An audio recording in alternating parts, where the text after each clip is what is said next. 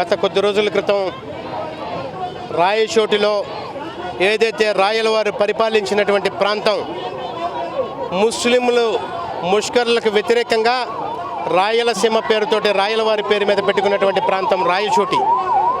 అటువంటి రాయచోటిలో హిందూ సోదరులు అత్యంత ప్రశాంతంగా వీరభద్రస్వామి యొక్క ఉత్సవాల్లో చివరి రోజైనటువంటి పారివేటి ఉత్సవం చేసుకున్నటువంటి సందర్భంలో దానిలో భాగంగా అత్యంత ప్రశాంతంగా ఆ ప్రాంతంలో రోడ్డు మీద ప్రొసెషన్ చేసుకుంటూ వెళ్తూ ఉంటే రోడ్డుకి ఇరువైపులా ఉన్నటువంటి మహిళామూర్తులు, హిందూ మహిళామూర్తులు మతాలకు అతీతంగా, కులాలకు అతీతంగా అందరూ కూడా వచ్చి అక్కడ హారతితోటి ఒక ఆహ్లాదకరమైన వాతావరణంలో స్వామికి సేవ చేసుకుంటూ ఉంటే రామనామస్మరణ చేసుకుంటూ వీరభద్రస్వామి యొక్క నామస్మరణ చేసుకుంటూ ముందుకు వెళుతున్నటువంటి హిందూ సోదరుల పైన అక్కడ రోహింగ్యా ప్రేరేపిత ముష్కరులు ఎవరైతే ఉన్నారో వారందరూ కూడా చేసినటువంటి దాడిని ఇవాళ విశ్వ హిందూ పరిషత్ ఆధ్వర్యంలో హిందూ సంఘాలన్నిటి తరఫున కూడా మేము ఖండిస్తూ ఉన్నాం.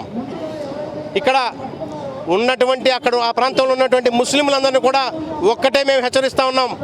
మీరు ముందుగానే వ్యూహాత్మకంగా రాళ్ళని మీ దగ్గర పోగు చేసి పెట్టుకొని ఒక పకడ్బందీమైనటువంటి వ్యూహంతో ఒక ఉద్రేకమైనటువంటి వాతావరణంలో మీ యొక్క టెర్రరిజం భావజాలంతో మీరు ఉగ్రవాద ఆలోచనలతోటి ముందుగానే రాళ్ళ పెట్టుకొని వదిలేటటువంటి హిందూ సోదరుల మీద మీరు ఏ రకమైనటువంటి దాడికి తెగబడ్డారు అని చెప్పి మేము ప్రశ్నిస్తూ ఉన్నాం.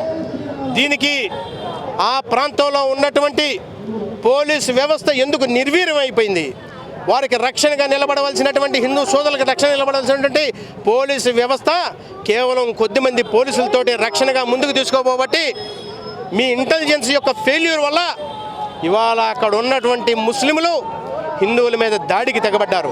మేము ఒక్కటే ఈ రాష్ట్ర ప్రభుత్వాన్ని కోరుతా ఉన్నాం, ఎవరైతే ఇటువంటి ముస్లింలు దాడికి తెగబడ్డారో వారందరిని కూడా మీరు ఐడెంటిఫై చేసి తక్షణమే వారిని రిమాండ్ చేయాలా. అది మాత్రమే కాదు, వారికి కేంద్ర రాష్ట్ర ప్రభుత్వాల నుంచి వచ్చేటటువంటి బెనిఫిట్స్ అన్నిటిని కూడా కట్ చేయాలా, అవన్నీ కూడా నిర్మూలించాలా. అవసరమైతే వారి యొక్క ఓటు హక్కును కూడా నిలిపివేయాలని చెప్పి మేము హిందూ సంఘాల తరఫున విజ్ఞప్తి చేస్తూ ఉంటూ, మీరు గనక ఇక్కడ నడిచేది షరియా చట్టంతో కాదు, అంబేద్కర్ రచించినటువంటి రాజ్యాంగంతో నడుస్తున్నటువంటి ప్రభుత్వం మన భారతదేశంలో ఉంది.